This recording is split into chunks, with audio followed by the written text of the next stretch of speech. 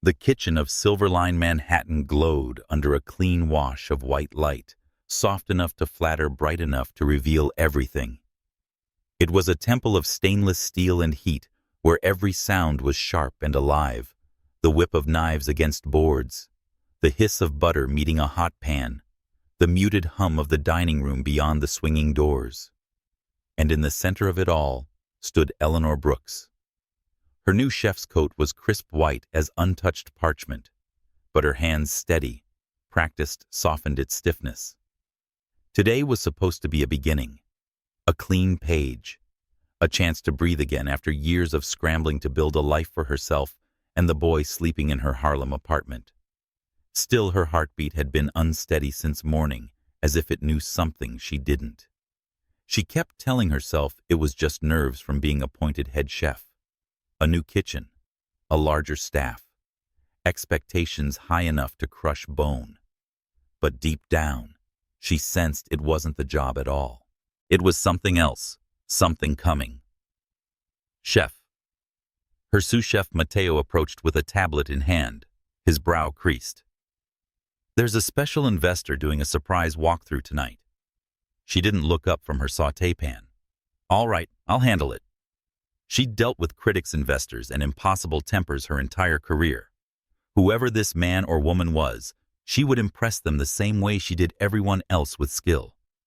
But when Matteo stepped aside, and Eleanor caught a reflection in the long mirror mounted above the prep station, her breath snapped in her throat like a caught thread.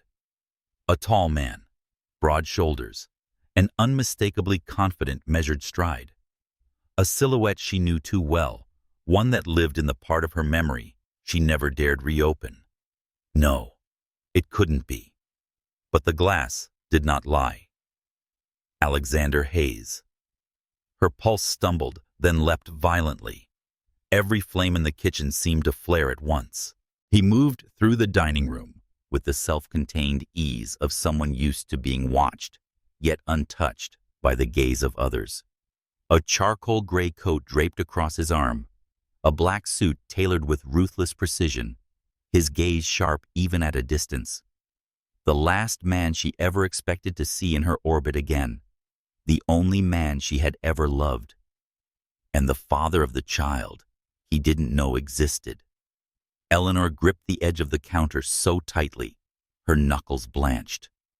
The smell of browning butter, once comforting, now felt cloying sweet in a way that suffocated. Chef Matteo repeated, confused by her change in posture. "Should I tell Mr. Hayes you're busy?" Her head snapped toward him. "You know who he is." Matteo blinked.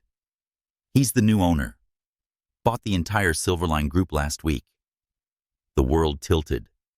That detail had been buried beneath layers of corporate PR, hidden behind holding companies and silent partners.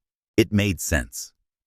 Alexander often invested quietly, acquiring influence before anyone realized he was even in the room. But this felt calculated by fate, not business. Eleanor's feet remained rooted to the tile, but her mind raced backward through the years they'd shared through the night. Everything fell apart through the morning she left, and decided she would never again let him be the axis her world spun around. But memories were a trick of the heart. They came back whether you invited them or not. Through the glass pane in the kitchen door, he turned, and their eyes met. The air in the room thinned instantly. His gaze was steady, muted steel, cutting through distance and time, with the same unnerving precision she remembered. She didn't know what she expected, anger, surprise, indifference, but what she saw instead was something far more dangerous. Recognition. And something like astonishment, as if seeing her here like this whole accomplished thriving disarmed him in a way nothing else could. Heat crept up her neck. She tore her gaze away, but it was too late. The moment had already carved itself into the evening, impossible to erase. Her heart hammered violently in her chest. She willed her hands to steady, willed her breath to even out. Not now. God, not tonight. A voice suddenly whispered at her shoulder, soft, urgent. Chef Eleanor murmured, one of the junior kitchen staff. Mr. Hayes would like a word. Alone. Of course he would. Eleanor closed her eyes briefly. Years of silence. Years of building a life from nothing. Years of swallowing grief and raising a boy with eyes too much like his father's wide, intelligent, midnight dark. And now Alexander was here in her kitchen, in her life's center, threatening to unearth the past she had sealed off like a wound that never fully healed. She looked over her brigade, busy unsuspecting, trusting her leadership. She couldn't falter. Not in front of them. Not in front of him. Tell Mr. Hayes, she said quietly, I'll be there in a moment. But when the staff member hurried off, Eleanor stayed frozen in place. Her hands rested against the cold steel counter, palms flat, breath shallow. The walls seemed to close in around her, not physically, but emotionally. The last time she stood in a kitchen with Alexander in the next room, she'd been younger, more hopeful, unaware that love could unravel so fast it left you gasping. What would he say when he saw her? Would he ask why she left without explanation? Would he mention the engagement he broke off a year after she disappeared? Would he look at her with hurt? Or worse, with indifference? A pressure built behind her ribs, sharp and unwelcome. Chef, we need you to check the reduction. Chef, the scallops are ready. Voices pulled at her, but she felt suspended in two realities. The one humming around her and the one waiting beyond the kitchen door, where Alexander stood. A man she had once trusted with her entire future. A man she had run from to protect the tiny heartbeat growing inside her. A man who had no idea he had a son. Eleanor inhaled deeply, letting the familiar aromas wrap around her, the garlic, the seared beef, the herbs crushed beneath her hands. These were truths she understood. Predictable, steady, unlike him. Are you all right? Mateo asked softly, noticing the tremor in her breath. She forced a small, brittle smile. Yes. Just the first night chaos. Hold things down for a minute, will you? He nodded, though worry still lingered in his eyes. Eleanor removed her apron and smoothed her coat, wiping her palms against the fabric, as if she could erase the fear etched into her skin. She checked her reflection in the stainless steel. Her hair pulled back neatly, her expression composed, though her eyes betrayed the storm beneath. With a final breath, she pushed through the heavy double doors and stepped into the dining room. The dining room was a different world, dimly lit, elegant, shimmering with warm gold and soft jazz. Crystal glasses caught the light like fireflies. Alexander stood near a corner table, hands in his pockets, posture relaxed, but charged with a tension she felt even from across the room. When he saw her, he straightened, not abruptly, but with a subtle shift, like something unspoken settling into place. She approached, each step echoing louder in her mind than on the polished floor. Mr. Hayes, she greeted, her voice calm despite the chaos inside. He looked at her for a long moment, not as an investor, not as the CEO of a multi-billion-dollar empire, but as the man she'd left behind. Eleanor, he said quietly. Her name on his tongue was both a wound and a whisper. Up close, he was both familiar and foreign. Older, more defined, the lines at the corners of his eyes etched by time and something heavier. His presence was still magnetic, still overwhelming, but tempered now by gravity she didn't remember. I didn't know you were here, he said finally. No one told me until I walked in and saw you. Eleanor lifted her chin. I was appointed last week.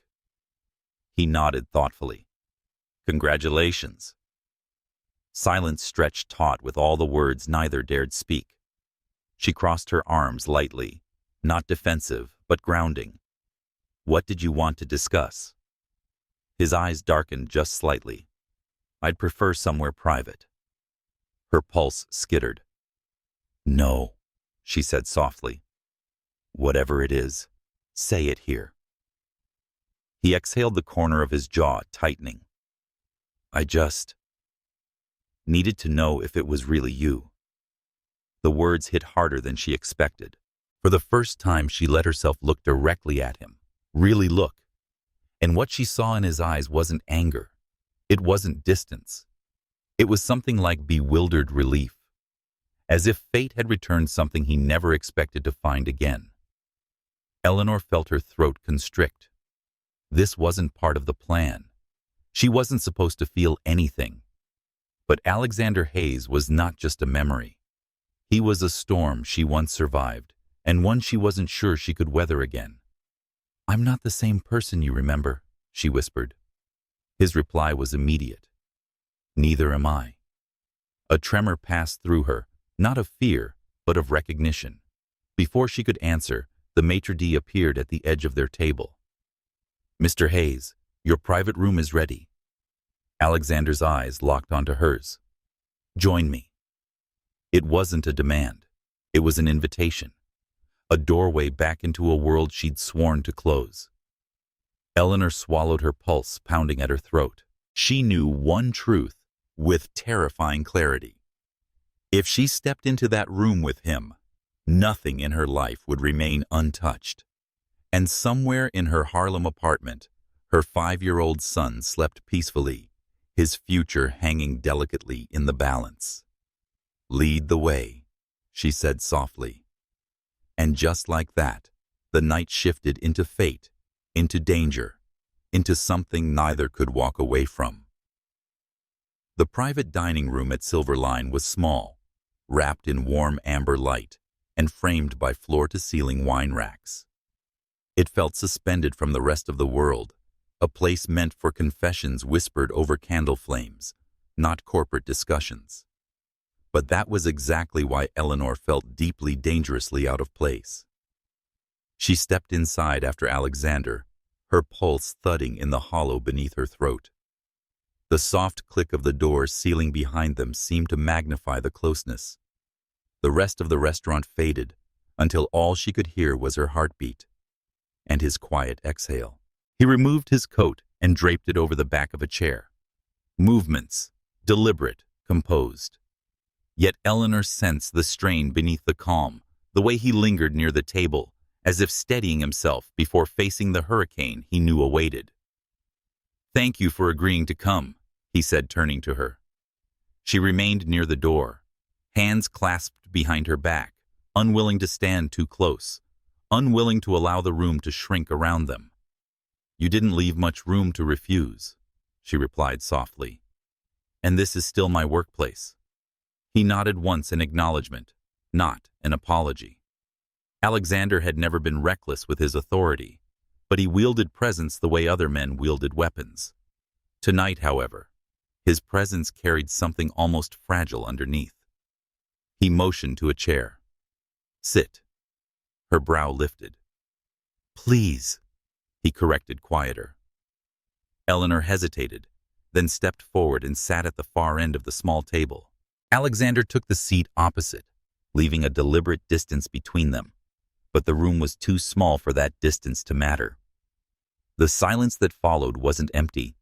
It swirled with questions, accusations, memories. Finally, Alexander broke it. Seeing you tonight was... He paused, searching for a word. Unexpected isn't enough. She kept her eyes down. Life tends to surprise us. It's been 6 years, Eleanor. His voice softened. You disappeared. Completely. A muscle tightened along her jaw. I didn't disappear. He leaned forward slightly. You did. At least from me. There it was, the first crack of pain in his voice, the first truth he could no longer contain. She swallowed. I had my reasons. And you won't tell me what they were. He pressed gently, though she could hear the tension coiled beneath. She raised her gaze to meet his. Would it change anything now? Yes. His answer was immediate, unguarded. It would change everything. Her breath hitched, not visibly, but enough that the air in the room felt different. Because she knew he meant it. He still wanted answers. The ache in her chest twisted. Before she could respond, a soft chime vibrated from his phone. He ignored it. Another followed, insistent. Alexander exhaled sharply, reached for the device, glanced at the screen, and slid it face down on the table. "Busy night?" Eleanor asked carefully. He shook his head. Nothing more important than this. But she'd seen the name before he concealed it. Miranda Sloane. A name tied to boardroom whispers, power struggles, old political loyalties. And one of the few people in the business world who had once convinced Alexander he needed a strategic marriage. Eleanor looked away before her thoughts spiraled too far. "You're the new owner," she said, redirecting the conversation. "Congratulations." "It wasn't personal," he replied. "I didn't know you worked here. I didn't assume you did." Their words were polite. Their voices were quiet. But beneath the surface lay a current pulling them closer, demanding honesty neither was ready to offer. He studied her for a long moment. "You look different." She raised an eyebrow. "Older, stronger." The word landed between them like a revelation. Eleanor's lips parted, slightly surprised by the sincerity in his tone. "It suits you," he continued almost reluctantly. "You always had fire, but now there's something steadier about you. You don't know me anymore, Alexander." His gaze deepened. "Then help me remember." Her heartbeat tripped over itself. For a brief, dangerous moment, she imagined what it would feel like to tell him everything, to let the dam break, to confess the loneliness she carried, the secret she protected the child with his eyes and her stubbornness. But reality cut through the fantasy with a clean edge. She couldn't. Not yet. Maybe not ever. "You're not here to remember," she said quietly. "You're my employer now. Nothing more." "That's not true." "Isn't it?" she countered. "Because from where I'm standing, it's the safest truth we have." He exhaled sharply, frustration flickering through his composed exterior. "You're afraid." She stiffened. "I'm cautious." "No," he said, leaning closer across the table, voice low. "You're afraid of whatever this is between us. And you think if you keep a wall up, it won't get complicated." She didn't blink. "Everything is already complicated." His jaw tensed, because he understood she wasn't talking about their past anymore. She was talking about now, about things he couldn't see, but she had been holding together for years. He opened his mouth to speak, perhaps to ask the question he'd carried for 6 years. "Why did you leave?" But before he could, a knock sounded at the door. "Mr. Hayes." A staff member poked her head in. "Your assistant just called the front desk. She said it's urgent." Alexander's expression darkened slightly. "Tell her I'll call back." "The board is waiting," the staff member added carefully. "They've started without you." He closed his eyes briefly, jaw flexing. "Fine." When the door shut again, Alexander looked at Eleanor with an expression she hadn't seen since the early years of their relationship, an expression caught between desire, desperation, and restraint. "I don't want to leave this conversation unfinished. You have responsibilities." "So do you," he countered. "And you still came." The truth in that made her chest tighten. He stood slowly, straightening his shirt. For a moment, he hovered, as if trying to memorize something in her face before stepping away. At the door, he paused and turned back. "Eleanor." The way he said her name, soft, reverent, shook something loose inside her. "You walked into my life once," he said quietly. "And everything after that. Nothing was the same. I learned how fast a life can change." His eyes searched hers for a beat. "Tonight reminded me how fast it can change again." Her breath trembled. He took one step closer, then another, until he stood only a few feet away, close enough that the warmth of his body brushed the space between them. "I don't know what happened back then," he admitted, "but I'm not walking away from this. Not again." Her throat constricted. Alexander. He shook his head. No, not now. Not tonight. But soon. Then, in a move so subtle she wondered if she imagined it, he lifted a hand as though to touch her cheek, but withdrew it before his skin met hers. I'll see you soon, Chef Brooks. Her title, said with pride. And something else. Something layered with longing.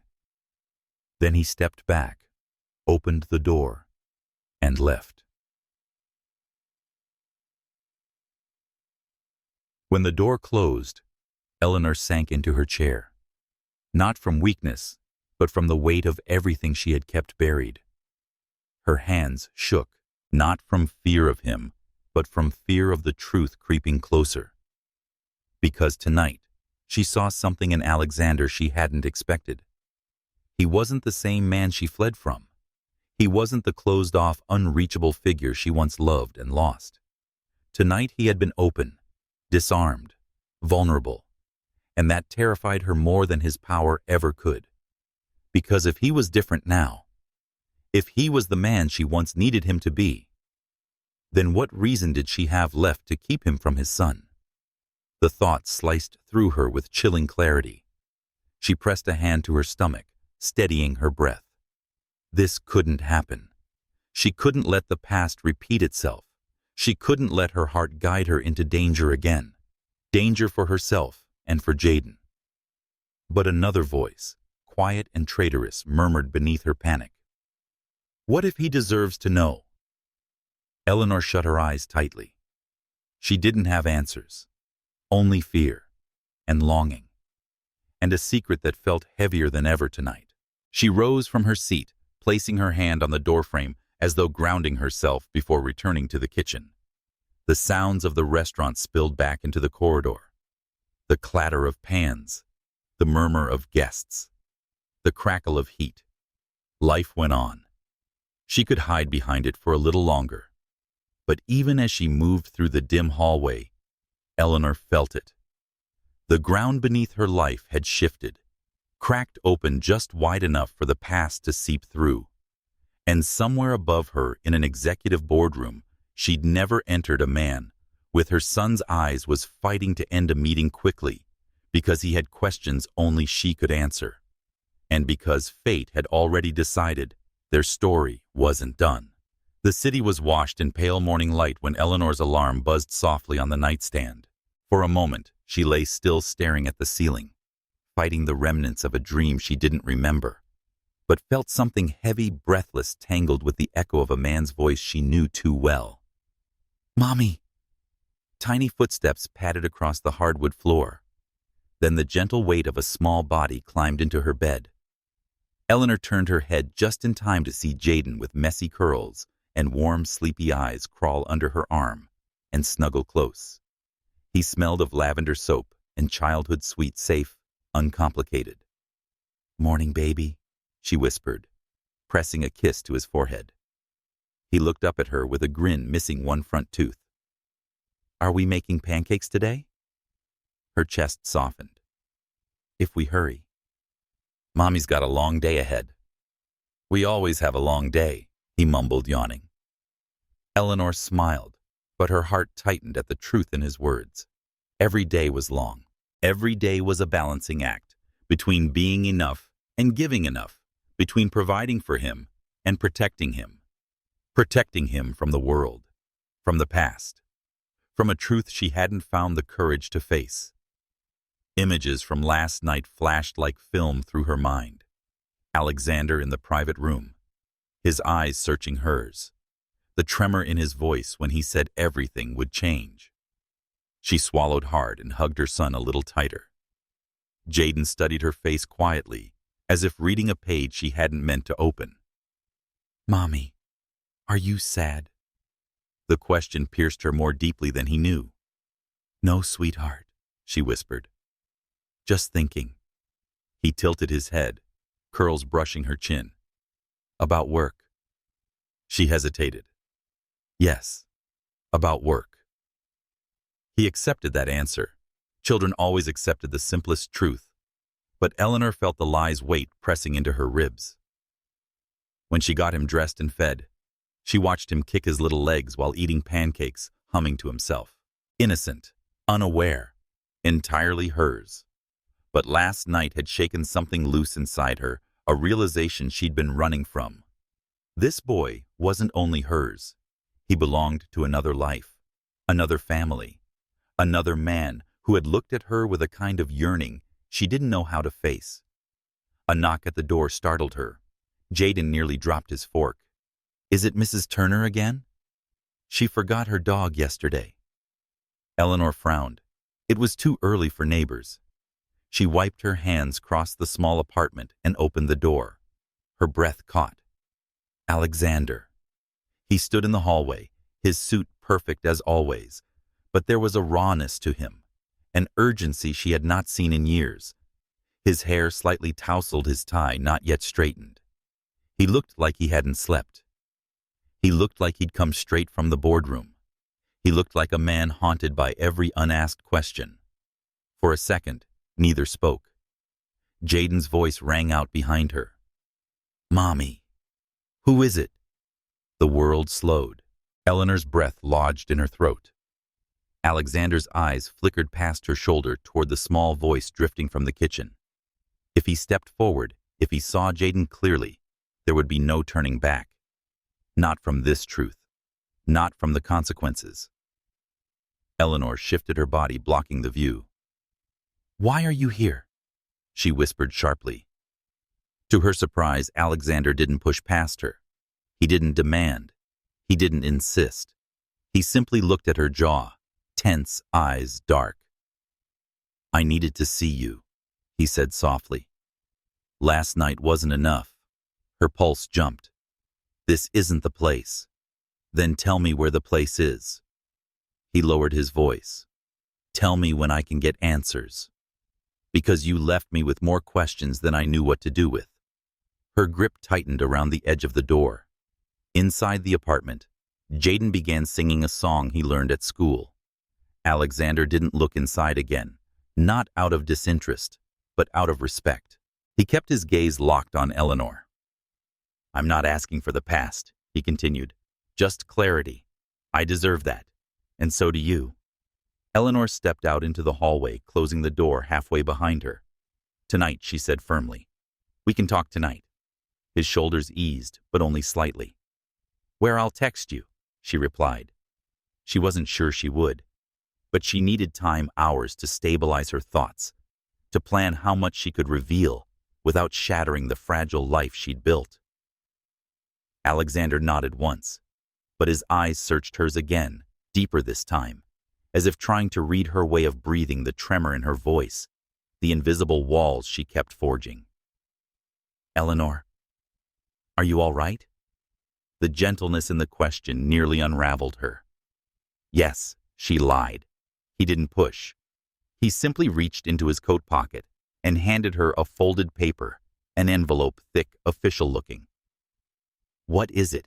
she asked. "A transparency report," he answered. "About the Silverline acquisition. About why I'm really here. I thought you deserved to see for yourself before you make assumptions." She frowned. "You came all the way to Harlem to give me paperwork." His lips twitched, not quite a smile, but the ghost of one.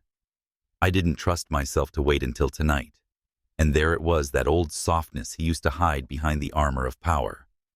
A softness that made her chest constrict. Before she could speak, he stepped back. "I'll wait for your message," he said quietly. "Just don't disappear again." The last sentence landed like a plea. Then he turned and walked down the dim hallway, each step echoing with things unsaid. Eleanor closed the door slowly, palms damp, breath uneven. "Who was that?" Jaden asked from behind her, holding his stuffed dinosaur by the tail. She forced a smile. "Someone from Mommy's work." He accepted it, nodding vigorously. He sounded nice. Eleanor froze. He didn't say anything, baby. Jaden shrugged. Still sounded nice. And for the first time, Eleanor felt something break quietly inside her. The walls she'd built were beginning to crumble. Later at the restaurant, the lunch rush pressed the kitchen into a rhythm of urgency, orders flying, pans clattering, flames rising with each shout of "behind you" and "fire" on table 12. But Eleanor moved as if underwater. Her hands remembered the motions. Her body performed flawlessly, but her mind was anywhere but here. Every so often, she felt the weight of the envelope in her pocket. A weight symbolic of something larger, something inevitable. During a brief lull, Matteo approached her. "You're quiet today," he observed, wiping his hands on a towel. "I'm fine," she replied automatically. He raised an eyebrow. "Well, you're slicing carrots like they insulted your mother." She looked down. The cuts were faster, sharper than necessary. A sigh slipped from her. "Just stuck in my head." "About the new owner?" he asked lightly. Eleanor tensed. "Why would you say that?" Matteo shrugged. "Because you two looked like you were having a moment last night." "We weren't." He grinned. "That's what people say when they absolutely were." She shot him a glare, but her heart lurched anyway. She hated that her composure was slipping. Hated that the people around her, her staff, her anchors, could sense the storm gathering behind her ribs. Before she could retort, the kitchen door swung open. The restaurant manager poked his head in. "Chef Mr. Hayes will be stopping by later this afternoon. He asked me to let you know." Matteo smirked. Oh, definitely no moment there.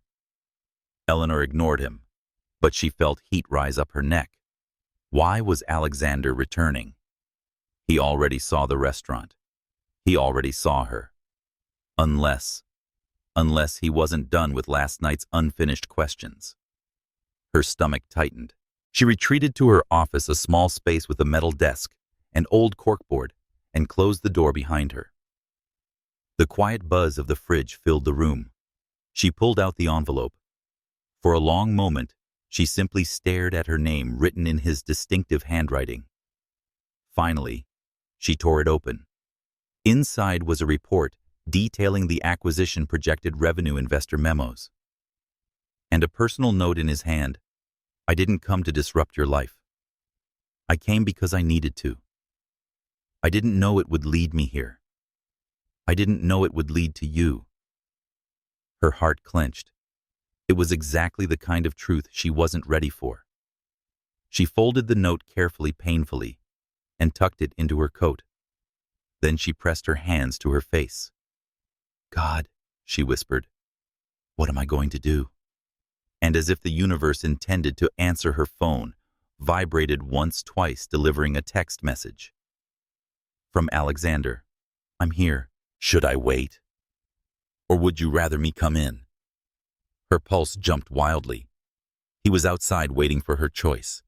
She typed slowly, fingers trembling. "Wait. I'll come to you." She slipped out of the office and walked through the kitchen, every step heavy with the weight of the truth she carried. When she reached the back entrance, she paused with her hand on the door. Beyond it stood the man whose world was about to tilt. The man who would soon learn the secret she had kept for 5 years. The man whose life was forever intertwined with hers, whether she liked it or not. She inhaled deeply. Then she opened the door and saw him waiting, hands in pockets, eyes fixed on her with a mix of hope, confusion, and something dangerously close to longing. The ground shifted again, and Eleanor knew there was no turning back. The alley behind Silverline was washed in late afternoon gold, the sun slipping between skyscrapers like a secret caught between breaths. When Eleanor stepped outside, the air smelled faintly of roasted coffee from the cafe next door, and the metallic tang of nearing dusk. And Alexander was there, his back to the brick wall, hands in the pockets of his dark coat, looking as though he'd been standing for hours, not minutes. He straightened when he saw her, not dramatically, but enough that she felt it. "Thanks for coming," he said quietly. Eleanor closed the door behind her, taking a slow inhale to steady her pulse. "You asked me to. That doesn't mean you had to." His voice carried the truth of it. He wasn't used to waiting for anyone, yet he had waited for her. And somehow that made it harder. She crossed her arms not defensively, but to keep herself grounded. "Let's talk." He nodded and took a step closer, then seemed to reconsider and stopped himself halfway, giving her space. She appreciated the restraint. It was new. It was unsettling. "Last night." Alexander began choosing his words carefully. "It felt like you were holding something back." She held his gaze. "I was." A small flicker of pain crossed his features. He drew in a breath, exhaled slowly as though bracing himself. "Eleanor, I'm not asking you to revisit things that hurt you. I'm not asking for whatever we used to be." His voice softened in a way that made the air shift. "I'm asking you not to shut me out again." Her heart thudded painfully. She wanted to speak, but the words lodged beneath her tongue like thorns, because the truth was sharp, complicated, dangerous. And standing 2 feet away was a man whose life would split in two once he learned it. Eleanor looked away toward the amber light, bleeding down the alley walls. "What exactly do you want from me, Alexander?" He hesitated, not because he didn't know the answer, but because he feared saying it wrong. "To understand," he said at last. "Why you left. Why you vanished. Why you didn't trust me with the truth." Eleanor's throat constricted. The truth. She almost laughed at the irony. He continued, voice quieter now. "I spent years thinking I did something unforgivable, that I pushed you away without realizing it." Her chest tightened. "It wasn't like that." "Then what was it like?" She met his eyes, eyes dark with hurt, hope, and something dangerously close to longing. "Not everything is about you." He flinched as if she'd struck him. "I know," he whispered. "I know that. But you mattered to me. We mattered. And then you were gone." The vulnerability in his voice shattered her defenses in a way she didn't expect. Heat prickled behind her eyes. "Alexander." His name felt fragile in her mouth. Before she could form another word, he stepped closer, not enough to touch her, but enough that she felt the heat of him, the gravity he emanated without trying. "Is there someone else?" he asked softly. The question blindsided her. What? Someone who mattered more. His voice was steady, but his eyes weren't. "Someone you chose instead of staying." It took Eleanor a full breath to find her voice. "There is no one else." He studied her face carefully, searching for a lie. But she didn't look away. Then something changed in him, subtle but unmistakable. A quiet exhale, a loosening in the shoulders, as if he'd been bracing himself for an answer that might have broken him, and she'd offered a reprieve he didn't know he needed. "All right," he murmured. "Then, tell me what kept you away." Eleanor's breath shivered. Not what. Who? A small voice with eyes like his. A little heartbeat that had reshaped her entire world. She felt the weight of the truth tightening around her ribs. Then, mercifully or cruelly, the alley door burst open behind her. Chef Mateo stuck his head out. "We need you." The reduction split, and the VIP table is waiting. Eleanor turned sharply, grateful for the interruption. Alexander stiffened, watching her shift into professional urgency. "I have to go," she said. He nodded once, jaw tight.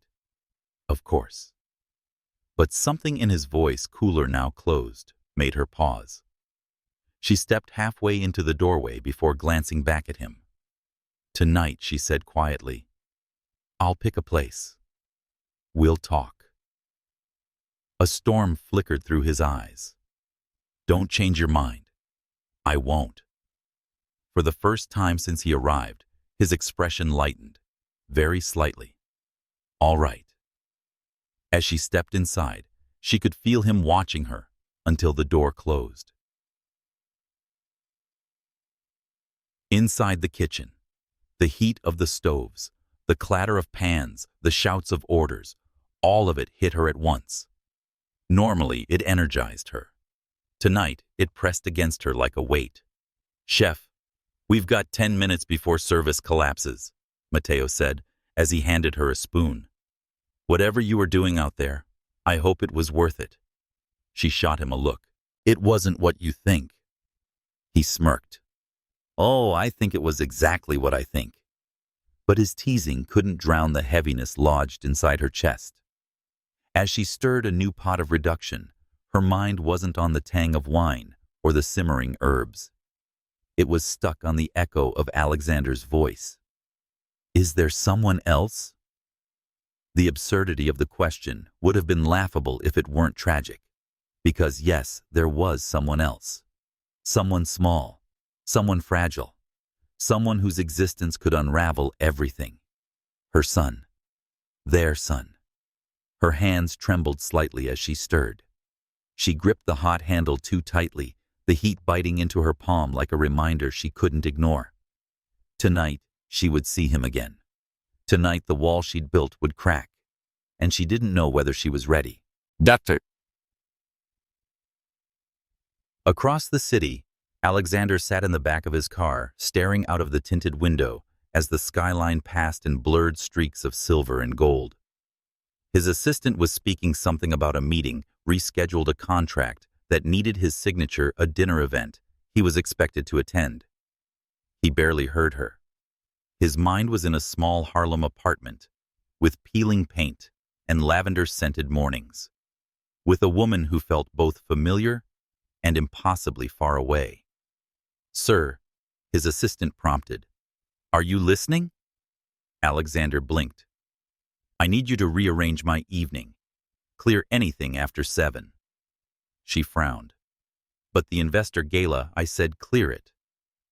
The assistant nodded quickly, sensing the shift in his mood. But Alexander hardly noticed. All he could hear was the silence between Eleanor's words. Something she wasn't saying. Something that lived in her eyes when he got too close. He'd known her better than anyone once. He'd known how her smile curved just slightly higher on the left. He'd known how she hummed to herself when she cooked.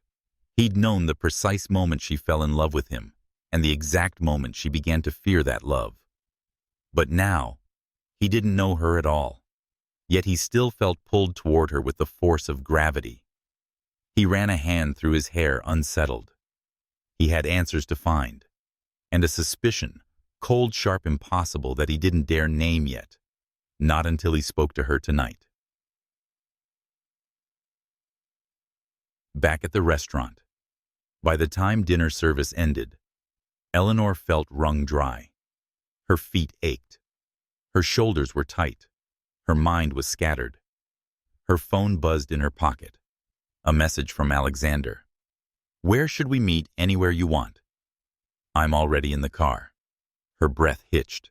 She typed back slowly. "Not tonight. Something came up. Tomorrow. I promise." There was a long pause before he replied. "If you're avoiding me, I'll know." "Sleep well, Eleanor." She closed her eyes. Tomorrow. Tomorrow she would tell him.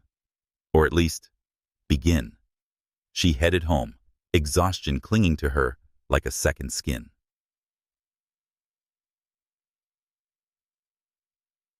At home.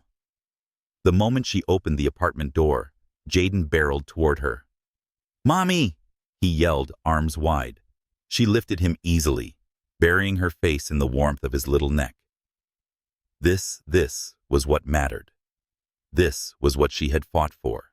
This was what she had protected with every lie of omission. "Did you have a good day, baby?" He nodded vigorously. "I made a picture for you." He ran to the kitchen table, grabbed a sheet of paper covered in colorful crayon strokes, and held it high.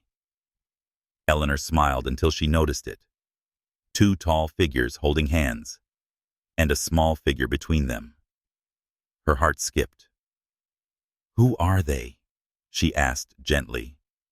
Jaden beamed. That's you. And that's the man from this morning. Her pulse froze. What man? The one with the fancy shoes. The one who talked nice. She sank to her knees, her vision blurring. Jaden continued proudly. I think he likes you, Mommy. Her throat tightened painfully. She swallowed hard, forcing her voice steady. Why do you think that? Because... He hesitated, searching for a word big enough for his small world. Because when you opened the door, his face looked happy. A breath escaped her fragile breaking, and Jaden added thoughtfully, he looked like me. Eleanor's heart stopped. Her fingers trembled as she touched her son's cheek. He looked like the man she could no longer keep from the truth. And tomorrow, the truth would finally step into the light. Morning crept in through the thin curtains, pale and uninvited. Eleanor sat at the small kitchen table, long before the sun could warm the room, her hands wrapped around a mug of untouched coffee. It had gone cold, forgotten mere minutes after she poured it. She couldn't stop looking at the drawing Jaden made the night before. Two tall figures, a small figure between them, and all three holding hands, as if nothing in the world could break them apart. She had pressed the drawing to her chest after he went to sleep, as if holding it tighter might somehow stop the future from closing in. But nothing was stopping today. Alexander would demand answers, and she would have to give them. Her heart thudded painfully.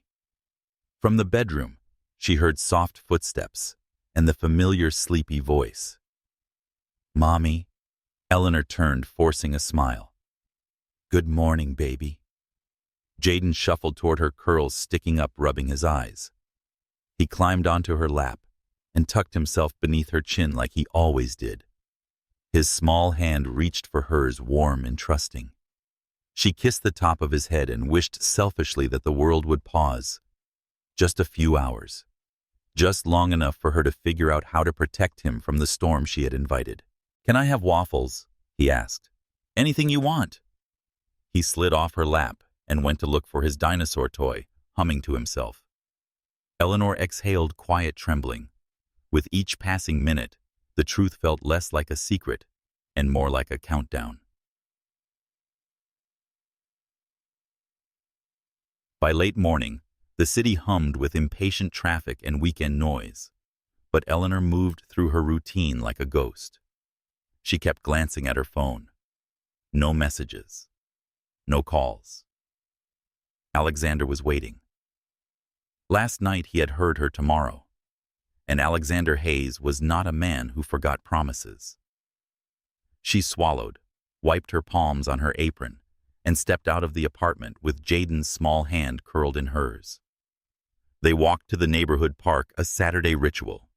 Jaden ran toward the swings giggling, leaving his mother standing at the path's edge. She sat on a nearby bench, watching him pump his little legs and soar forward. His laughter warmed the air, but beneath the warmth, dread pulsed. Eleanor reached into her coat pocket and pulled out her phone. Alexander. Are we still meeting today? Sent an hour ago. She typed slowly. Yes. I'll come to your building at 6. We'll talk there. His reply came less than 30 seconds later. I'll be waiting. Whatever it is, you don't have to do it alone. Her breath caught. The man she once loved was resurfacing. Dangerously gentle. Dangerously sincere. She put her phone away, but the words stayed with her. They pulsed under her skin as she watched her son laugh under the bright sky. Not alone. But she had been alone. For 5 years. In the hospital. In the courts. At work. During Fever's birthdays, holidays, first steps. She had done it all alone because she chose to, or because life forced her to. She no longer knew the difference. After an hour, as the afternoon light warmed, Jaden ran to her. Can we get ice cream? Please. She smiled. Just one scoop. One giant scoop. Her laugh cracked the tension in the air. "We'll see." They walked home together hand in hand. But even as she listened to him chatter about dinosaurs and school projects and why clouds sometimes looked like pizza, her mind drifted again and again to 6 o'clock, to the truth, to Alexander, to the moment everything would change. At 5:30, she stood in front of the mirror, smoothing her hair, steadying her breath. She chose a simple navy dress and a coat warm enough for early evening wind. She didn't bother with makeup. This wasn't a date. It wasn't anything romantic. It was exposure, a confession, the most vulnerable moment of her life. Down the hall, Jaden sat cross-legged on the floor, building a tower of colorful blocks. He looked up with expectant eyes. "Mommy, are you working again tonight?" She nodded slowly. "Just for a little while. Can I wait for you?" Her heart clenched. "Mrs. Turner will stay with you until I get back." He thought about it, then nodded. "Okay." She crouched in front of him, holding his face gently between her hands. "I love you so much," she whispered. He smiled. "I love you too." Too much, she thought. Just enough she feared. She kissed his forehead, stood, and grabbed her coat. When she stepped outside, Mrs. Turner waved from her door. Eleanor thanked her quietly and descended the stairs, heart pounding harder with every step. The city roared with evening energy headlights streaking across the streets like white fire. When Eleanor reached the steel and glass entrance of Hayes Tech Tower, a wave of nerves washed through her so abruptly that she nearly stopped walking. But she pushed forward. The lobby was cavernous, sleek, modern.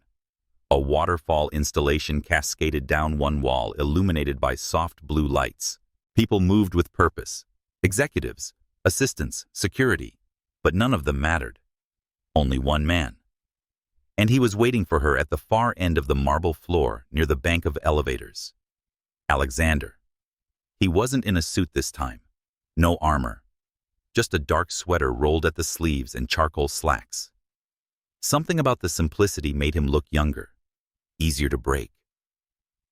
When he saw her, he straightened, not stiffly, but with a quiet inhale that tightened his shoulders. "You came," he said softly. "I said I would."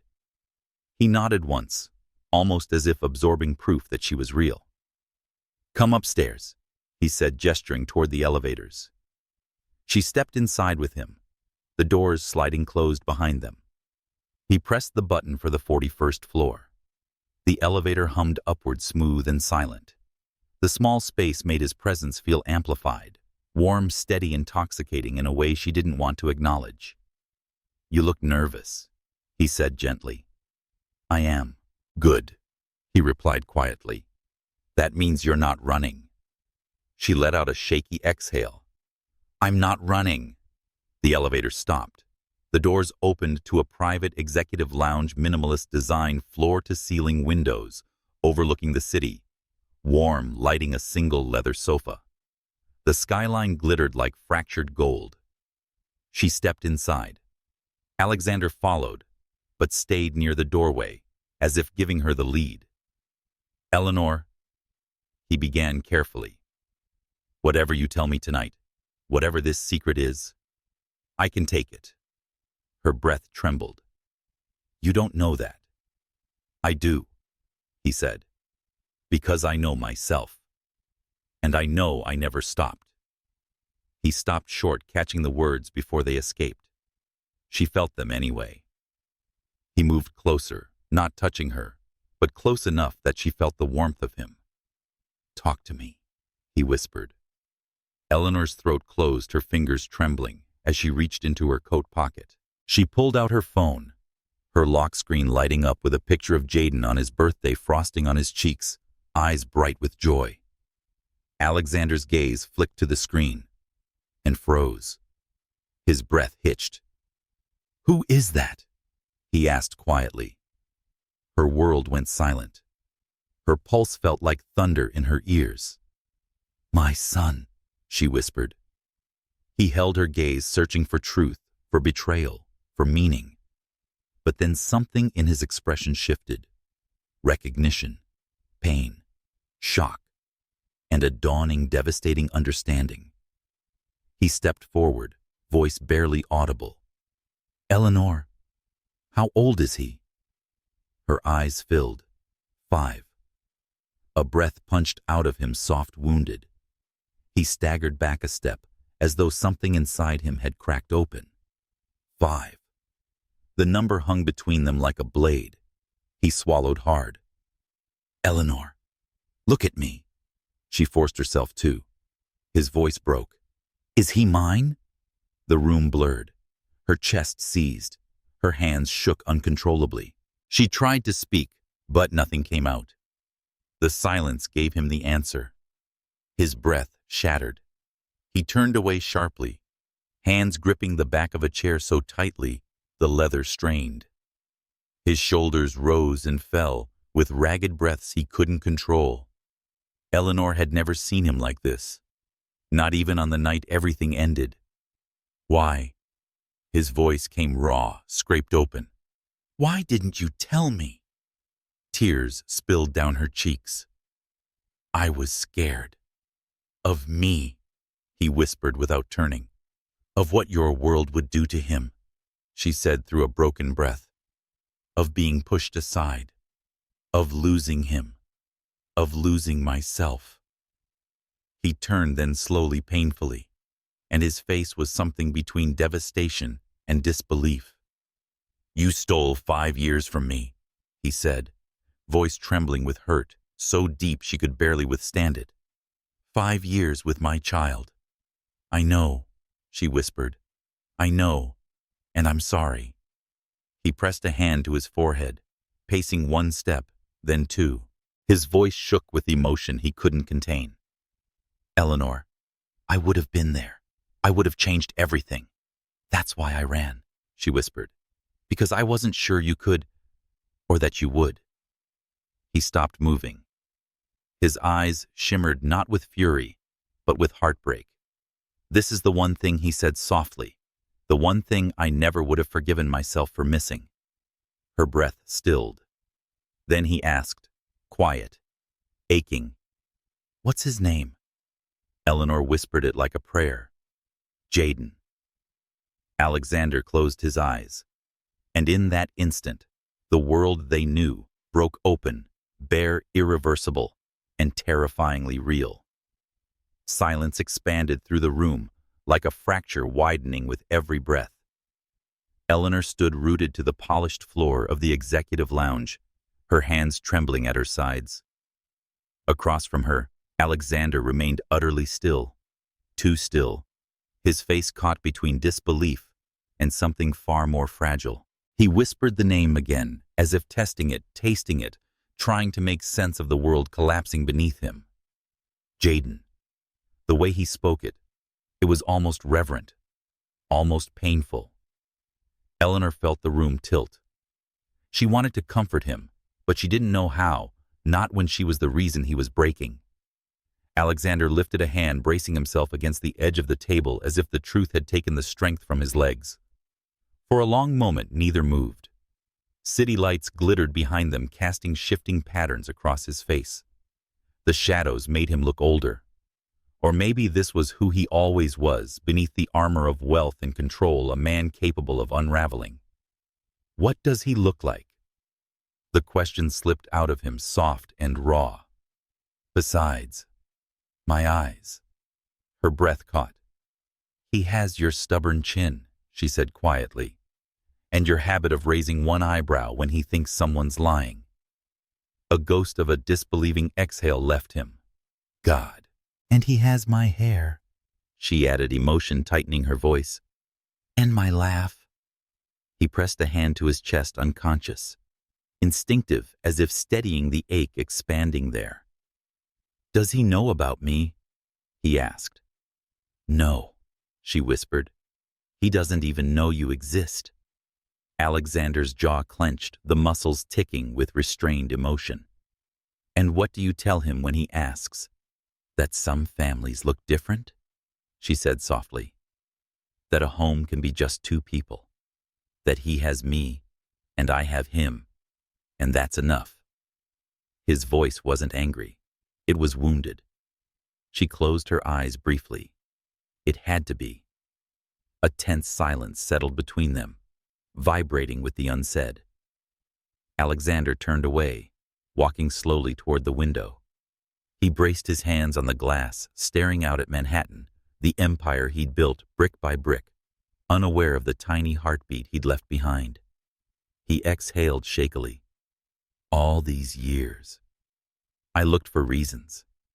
Something I said, something I did. I didn't know you were keeping part of me with you." Her throat tightened. "I didn't keep him from you to punish you. I kept him safe because I didn't know if your world was a place where he could exist." He turned sharply. "He's my son. That alone makes him belong in my world." She flinched, not from the words, but from the certainty behind them. "Your world," she whispered, "is made of reporters and investors and cameras, and pressure, and expectations. I didn't want our child to grow up with strangers analyzing his life before he even understood it." A shadow flickered in Alexander's gaze. "You decided that alone."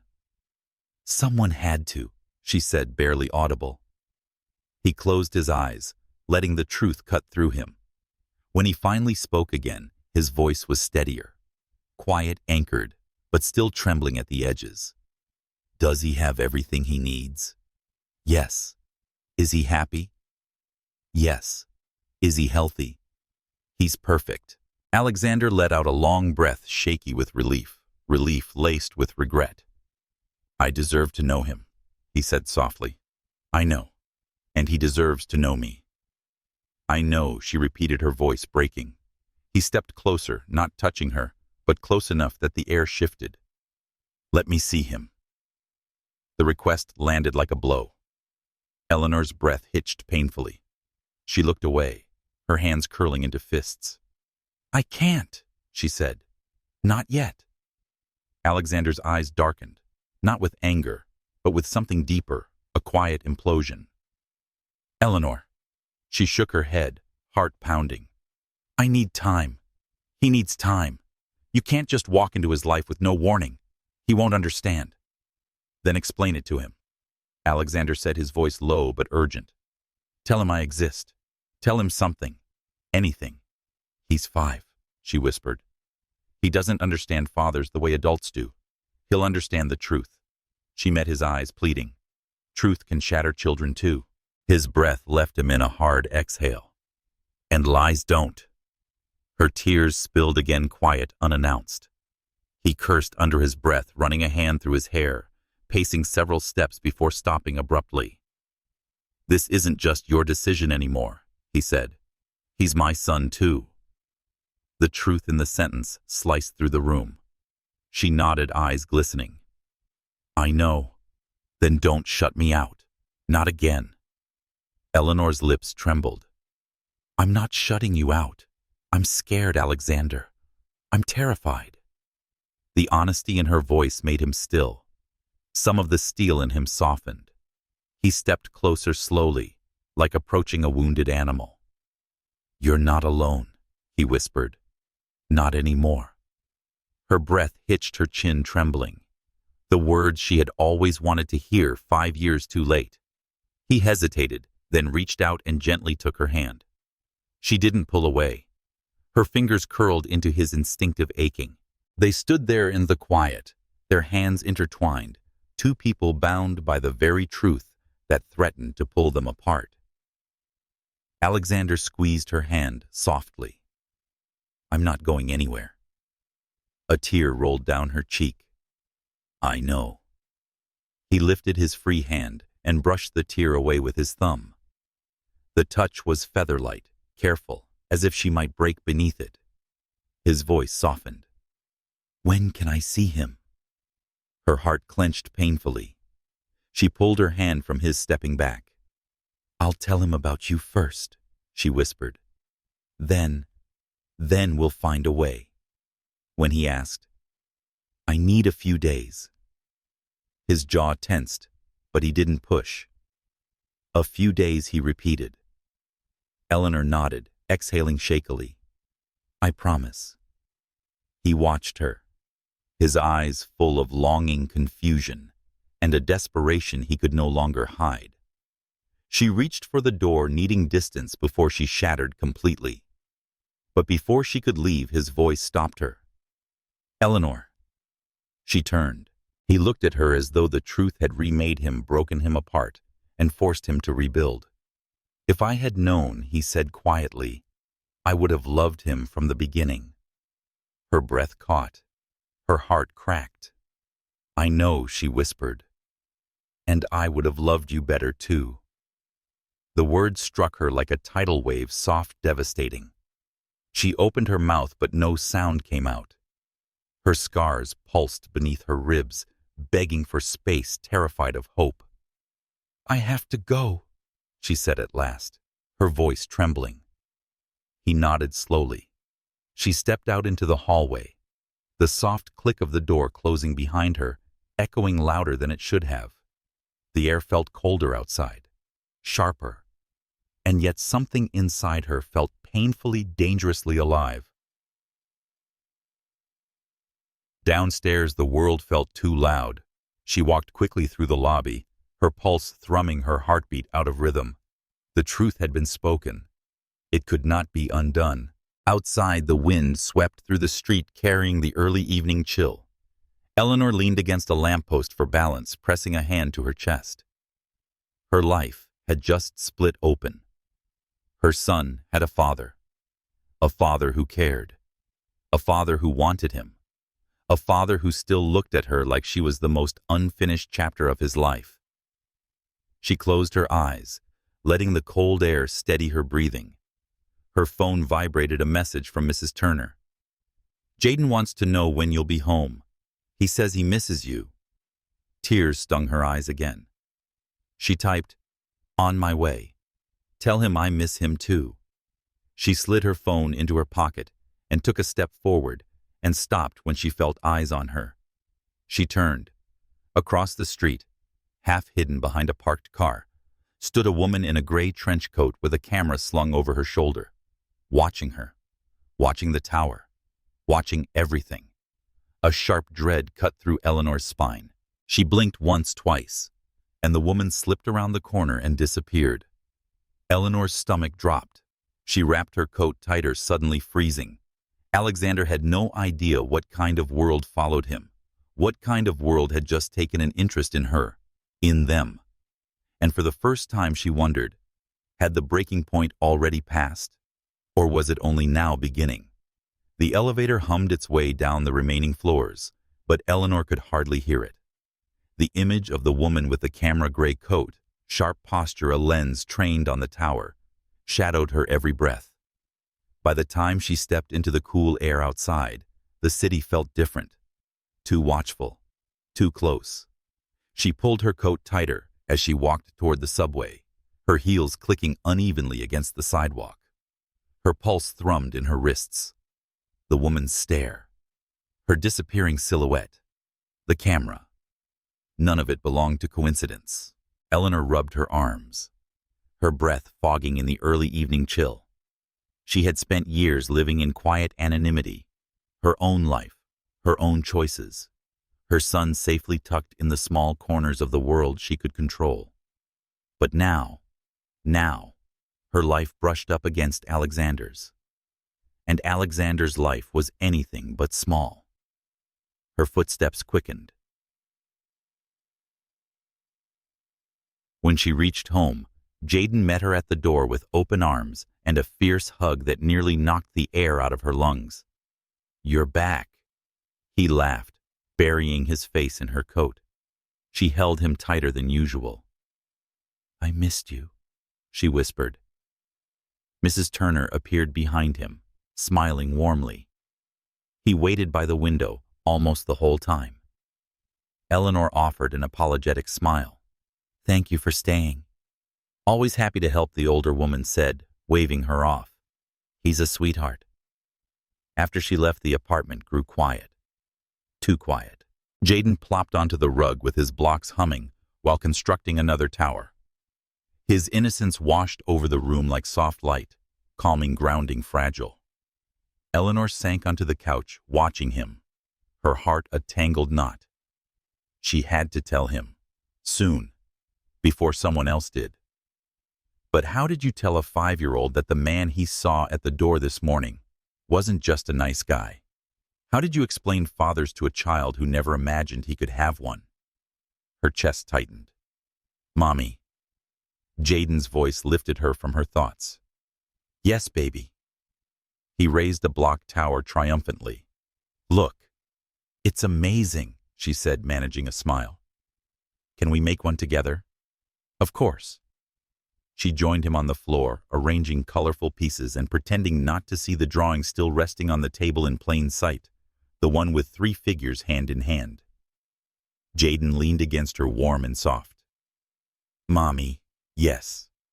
He hesitated just enough to worry her. When will I have a dad? The question sliced through her, quiet but devastating. Eleanor froze. He didn't look up. He continued stacking blocks casual on the surface, but she could hear the longing he didn't yet know how to name.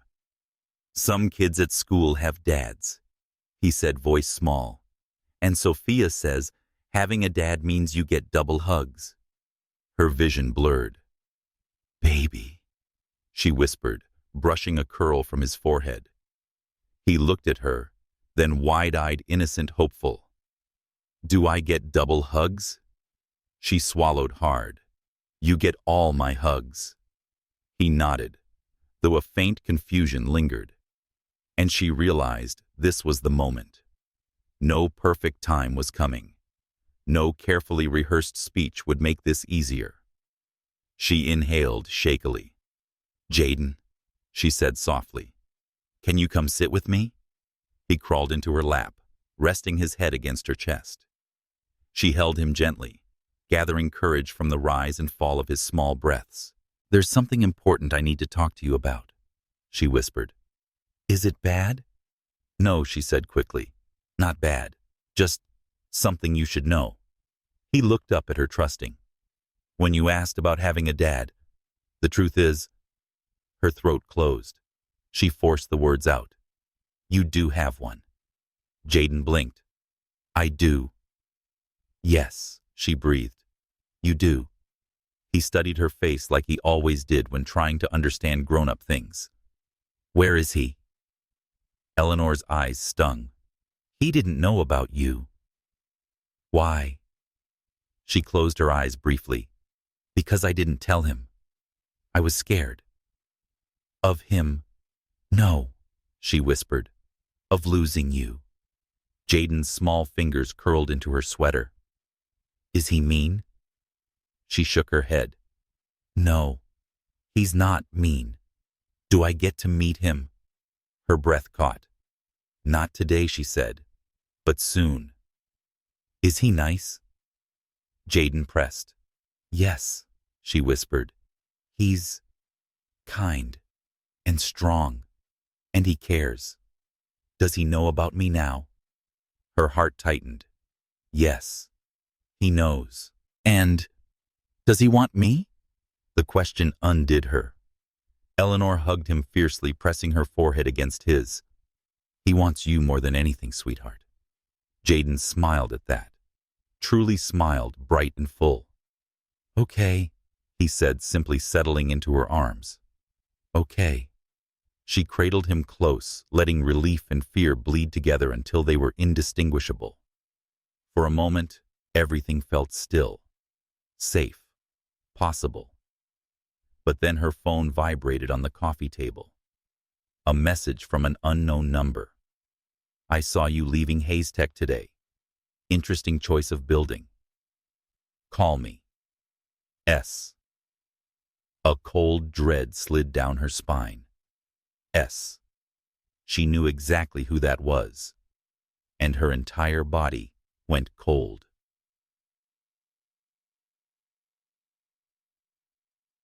Later that night, Jaden had fallen asleep curled against her side, the weight of his small body grounding her as her mind spiraled. She eased him gently into his bed, kissed his cheek, and closed the door softly before returning to the living room. The shadows felt heavier. Her phone lit up again. Second message. Ignoring me isn't smart, Eleanor. We need to talk. Her stomach twisted. She paced the small living room, the city noise bleeding faintly through the walls. Sienna Caldwell, entertainment journalist, one of the fastest, sharpest, most ruthless writers in New York media, famous for digging into the lives of billionaires and torching reputations with a smile. Years ago, when Eleanor dated Alexander, Sienna had cornered her at a charity gala, asked invasive questions, pressured her for details, attended every event Alexander did, whispered rumors of engagement, of breakups, of cover-ups. And when Eleanor disappeared, Sienna disappeared too from her life anyway. But she hadn't stopped watching Alexander. Sienna, knowing Eleanor visited Hayes Tech, that was lethal. Eleanor typed with shaking fingers. "What do you want?" The reply came instantly. "Coffee, tomorrow morning, or I run the photos." Her blood froze. Photos. Of what? Her leaving the tower. Her speaking with Alexander. Or worse, had Sienna snapped the moment outside Eleanor's apartment? The moment when Alexander stood at her door. Her breath trembled. Her phone buzzed again. 10 a.m. at Carver Cafe. Come alone. Eleanor pressed her fist to her mouth, holding back a sound somewhere between panic and fury. She sank onto the couch, heart hammering. If Sienna exposed her connection to Alexander, if she leaked even a hint that Eleanor had a child, if she suggested anything scandalous or sensational, the media storm would destroy everything. Her privacy, Jaden's safety, Alexander's world. Her mind raced. She needed to warn him. She grabbed her phone, opened a message to Alexander, then froze. Every instinct screamed that if she told him tonight, he'd show up. He'd confront Sienna. He'd escalate. He'd protect her with the same intensity he'd shown in everything else. And that would only give Sienna more to write about. Eleanor closed the message, hands trembling. She would meet Sienna alone. She would protect her son. She would contain this before it exploded. But the decision felt like stepping into a storm with no umbrella.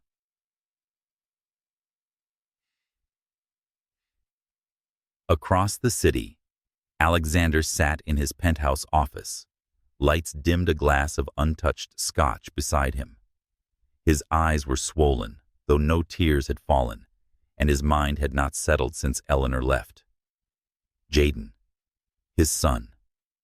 The words sounded unreal, alien, miraculous, and devastating. He leaned back in his chair, staring up at the dark ceiling. He should call her. He should demand to know the next step. He should ask when he could see the boy, his child. But something told him she needed space. Not too much, just enough. He reached for his phone anyway, thumb hovering over her name. Then stopped when a notification popped up on his screen. Breaking soon. Billionaire Alexander Hayes spotted with mystery woman leaving corporate tower. His blood ran cold. He clicked the link. It wasn't an article yet, just a teaser from a gossip site. The post included a single blurry photo of Eleanor from behind stepping out of Hayes Tech. His heart thundered in his chest. Someone was watching. Someone knew. And Alexander suddenly understood with crystal clarity that Eleanor's world had just collided with his in the most dangerous way possible. He whispered her name, almost a prayer. And somewhere across the city, she whispered his. Morning came gray and hesitant, as if the sky itself feared what the day would bring. Eleanor sat on the edge of her bed, long before her alarm rang. Elbows on her knees, hands clasped so tightly her knuckles whitened. Sleep had barely touched her. Every time she closed her eyes, she saw the woman with the camera. Every time she tried to breathe, she remembered Sienna's message. 10 a.m. Come alone, or I run the photos. A knot of dread twisted inside her. Her phone buzzed with a soft notification. Jaden murmured in his sleep from across the room, curled under his small blanket, unaware of the storm circling just outside their door. Eleanor checked her phone. A message from Alexander. I didn't sleep. Thinking about him. Thinking about you. Call me when you wake up. Her heart squeezed. She typed back. I will. Just need to take care of something first. She didn't dare say what. Not yet. If he sensed even a hint of danger, Alexander would come. He would intervene. He would bring the full force of his power down on Sienna Caldwell, and that was exactly what Sienna wanted. A headline. A scandal. A billionaire's fury. No. Eleanor would handle this alone. She placed the phone on the nightstand and ran a hand over her face. She had survived worse than this hospital corridor's single motherhood loneliness, so thick it nearly suffocated her. She could survive a journalist. But could her son? That fear drove a sharp tremor down her spine. Mommy Jaden's sleepy whisper broke her thoughts. She turned immediately, pushing fear aside. Good morning, sweetheart. He sat up, rubbing his eyes. Can we get pancakes today? Her lips curled into a soft smile. Of course. She made breakfast with shaking hands, pretending everything was normal. Jaden chattered about dinosaurs and spelling tests, and how clouds looked like muffins today. She responded, laughed at the right moments, hugged him tightly when she dropped him off at Mrs. Turner's apartment. But the moment he disappeared behind the door, her smile cracked. The world outside felt colder, sharper, listening. Carver Cafe sat on the corner of an unremarkable street, its windows fogged from early customers and winter air. At first glance, it looked harmless. Scratched wooden tables, chipped mugs, the scent of burnt espresso and cinnamon. But to Eleanor, the air inside felt electric, loaded. Sienna Caldwell was already seated near the back, a beige coat draped over her chair, a notebook open in front of her. Her blonde hair was slicked back, her lipstick sharp. She looked like someone who ate secrets for breakfast. When she spotted Eleanor, she smiled, cold feline. Right on time, she said, as Eleanor slid into the seat across from her. I wasn't sure you'd show. Eleanor cleared her throat, forcing steadiness. You said it was important. Sienna leaned forward, folding her hands. Oh, it is. For both of us. Eleanor didn't respond. She refused to give Sienna anything she could twist. Sienna studied her over the rim of her coffee. You look good, Eleanor.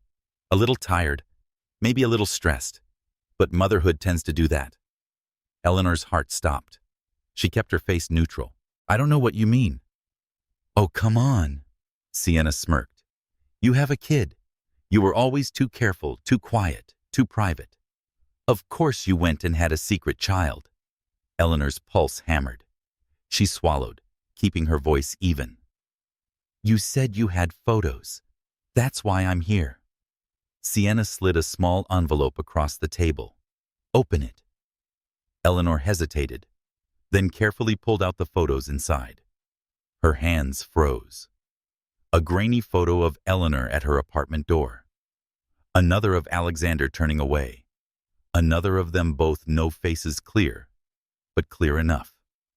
And the worst, a blurry shot of Jaden peeking out from behind her legs. Her breath stuttered. Sienna watched her reaction with satisfaction. Cute kid. He looks a lot like Alexander. Eleanor shut her eyes, fear slicing down her spine. When she looked again, Sienna's expression sharpened. I could run these, Sienna said calmly. A former lover showing up at Hayes Tech Tower. A secret child. Oh, the speculation would be beautiful. You don't know anything, Eleanor whispered.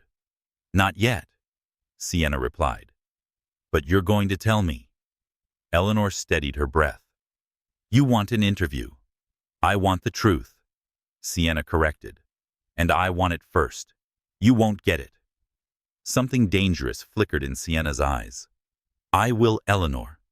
Because if I publish these photos without your side of the story, it will explode. You know that. Alexander knows that well, he will. The threat dangled in the air like poisoned honey. Eleanor leaned forward, voice low.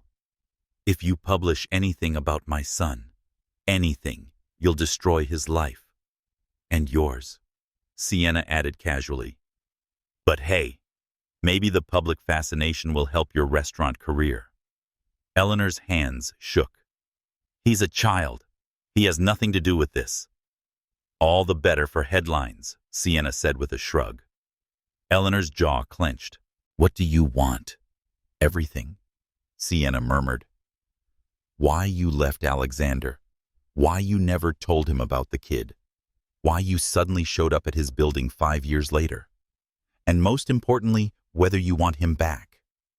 The last question made Eleanor's stomach drop. She forced herself to hold Sienna's predatory gaze. This isn't a story. Everything's a story, Sienna corrected lightly. And this one is worth millions of clicks. Eleanor looked down at the photos again. Her son's small face, his innocent curiosity caught in a frame that could ruin him. A fire sparked deep inside her chest. You can run your story, Eleanor said quietly, each word controlled. But if you hurt my son, I swear I will fight you with everything I have. Sienna smiled, amused. That's adorable. But you really don't have leverage. You're wrong. Eleanor reached into her bag and placed a small recorder on the table. Sienna's eyes narrowed. You threatened blackmail, Eleanor said softly.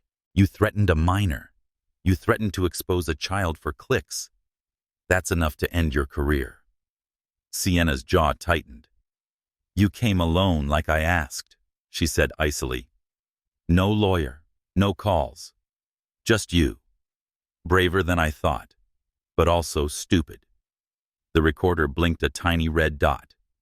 Sienna inhaled sharply. Turn that off. No, Eleanor said. Not until you tell me what you really want. Sienna exhaled, forcing calm. Fine, I want access. To what Eleanor asked. To Alexander. Eleanor stared. Sienna leaned in her voice, a venomous whisper. You're the key to him. If I can get a sit-down interview with Alexander Hayes, I'll bury the photos. I won't mention the kid. You have my word. Your word means nothing, Eleanor said through gritted teeth. Sienna smirked. It's the only thing standing between your son and the storm. Eleanor's breath trembled. She shut her eyes, inhaled, exhaled. She couldn't give Sienna direct access to Alexander, but maybe, just maybe, she could stall long enough to warn him, long enough to protect her son. She reached over, turned off the recorder, slipped it back into her bag. Sienna lifted her brows. So, what's it going to be? Eleanor stood, gathering her composure like a cloak. I need time, she said. You have 48 hours. Sienna's voice followed her, as she walked away cold and triumphant. If you don't deliver him to me, the world will meet your son before he meets his father. Outside the cafe, the air felt thinner, meaner. Eleanor braced herself against a brick wall, her breath shaking. Her world was collapsing. Her son's safety threatened, and she was tangled in the shadow of a billionaire, a journalist, and the truth she could no longer outrun. Her phone buzzed again. Alexander. She answered, voice barely steady. Hey. His voice came through warm and worried. You okay? You sound off. Her heart clenched. She wanted to tell him everything. She wanted to collapse into his arms and let the world fall away. Instead, she whispered, We need to talk. In person. I'll come now. No, she said quickly. Not yet. Please, tonight. He hesitated. Is something wrong? She closed her eyes, swallowing fear. Something's coming, she whispered, and I need you to trust me, just for a few hours. A long pause. Then I trust you, he said softly. Where should we meet? Her breath fluttered. Somewhere private, she whispered. Somewhere no one can see us. The city hummed around her, indifferent and alive, while Eleanor felt herself trembling on the edge of a storm. Tonight, she would face Alexander. Tonight, she would unravel the final secret. And somewhere, Sienna Caldwell sharpened her pen like a blade. The city shifted toward evening, as if inhaling deeply before a plunge. Manhattan's lights flickered awake one window after another, transforming the skyline into a constellation. Eleanor walked quickly, her coat pulled tight, her steps steady, even though her hands trembled in the pockets. She had chosen the place carefully, a quiet rooftop terrace above a small boutique hotel, halfway between both their worlds. Private, hidden, high enough to feel untouchable, if only for a moment. When she arrived, golden light spilled over the terrace from hanging lanterns, swaying in the cold wind. The city shimmered all around, humming with life far below. Alexander was already there. He stood near the railing, hands gripping the edge, staring out at the sprawling horizon, as though it might hold answers. When he turned at the sound of her footsteps, the look in his eyes made her heart falter. He looked like a man who'd been bracing for impact. Eleanor, he said softly. She nodded. Thank you for coming. I would have come anywhere, he replied, those words quiet as they were landed deep. Eleanor walked toward him slowly, each step carrying the weight of secrets she could no longer shoulder alone. When she reached him, she inhaled the cold air, steadying herself. We don't have much time, she whispered. His brow furrowed. What's going on? She opened her mouth, then closed it again. How did one say it? Your world is about to swallow mine. Your name is dangerous. Someone is watching us, and they're going to blow open everything I've spent 6 years protecting. Instead, she said, there's a journalist. Sienna Caldwell. His jaw tightened instantly. I know who she is. She's been harassing my team for months. She followed me yesterday, Eleanor said, voice shaking. She took photos. Of me. Of you leaving the building. Of my apartment. A dark tension snapped through his posture. She what? And she saw Jaden. His breath cut off. She photographed him. Eleanor nodded, eyes stinging. And she knows. Alexander stepped forward, fury sparking beneath the surface. Not loud, not uncontrolled, but cold and lethal. The kind of fury born not from ego, but from protectiveness. She threatened you, he asked. Yes. He ground his teeth. What does she want? Eleanor hesitated. Access to you. An interview. And she used you to get to me. Alexander muttered, bitterness roughening his voice. Of course she did. He ran both hands through his hair, pacing a tight line, as lantern light caught the tension in his shoulders. Why didn't you call me immediately? He demanded softly. Why go alone? Because involving you makes everything worse, she said, raising her voice just enough to break the air. The moment you step in, it becomes a circus. Headlines, speculation, lists of women, lists of mistakes, and now lists of children. His face twisted. Eleanor. No, she said, breath trembling. Let me finish. He stilled. She stepped closer, her voice low, anchored. I've spent 5 years building a safe world for my son. A small world. One where he knows who he is, Because I'm the one who defines it, not strangers behind screens, not gossip blogs, not people who see him as leverage. Her eyes locked on his. But the moment Sienna publishes anything, that world is gone. Alexander's chest rose sharply. Then we don't give her the chance, he said. She tensed. What do you mean? His voice steadied into something resolute. We go public first. The world fell silent. Eleanor's pulse hammered. No. Yes. No, absolutely not. It's the only way to control the narrative, he insisted. My PR team will protect Jaden. They'll spin it cleanly, respectfully, on our terms. On your terms, she corrected, tears burning. Your world has terms. Mine has consequences. He flinched. She softened barely. Alexander, Jaden is 5. He doesn't understand fame. He doesn't understand why people watch, or judge, or lie. You think you can shield him, but once he's out there forever. A muscle ticked in his jaw. He stepped closer, lowering his voice. And keeping me out of his life forever, is that your solution? She shook her head, tears slipping free. I was wrong. I know that now. He exhaled, some part of him easing. Then let me be his father. Her voice broke. I want that. I do. But not like this. Not because we were blackmailed. Not because we made choices in panic. He reached for her hand, slowly giving her time to pull away. She didn't. I don't want to force anything, he murmured. Not you, not him. But I can't lose more time. I can't lose him again. Eleanor, I can't. Her breath trembled in her throat. His grip tightened, warm, steady, familiar, in a way that almost hurt. Tell me what you want, he whispered. She closed her eyes.